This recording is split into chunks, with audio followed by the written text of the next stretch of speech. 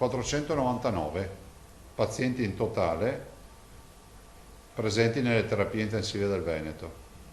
Continuo a dire che 499 vuole significare che se fossimo ante modifica delle terapie intensive, noi avremmo già pazienti da terapia intensiva da portare fuori regione. Il virus ha ripreso a correre, ad allarmare sono i dati dei ricoveri, soprattutto quelli in terapia intensiva.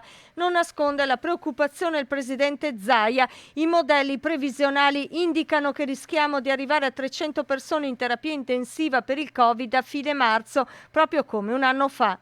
L'altra preoccupazione è quella per la campagna vaccinale con lo stop al vaccino AstraZeneca. Ieri sono state fatte oltre 11.900 vaccinazioni con Pfizer e Moderna, quasi altrettante sono state bloccate. Se dovessi dire on-off, noi abbiamo perso 10.000 vaccini al giorno, 10.000 iniezioni che saranno fatte anche 50-50, saranno 5.000 prime dose e 5.000 richiami, una roba del genere. Cioè, per noi pesa molto questa partita. Mentre si attende la decisione dell'EMA su AstraZeneca, si allontana l'obiettivo di immunizzare prima dell'estate, almeno con la prima dose, tutti i veneti. Io direi che ce la dobbiamo fare, resta l'obiettivo, quantomeno per la popolazione target, che per noi è quella degli over, no? Diciamo over 70, potrebbe essere già una grande sfida.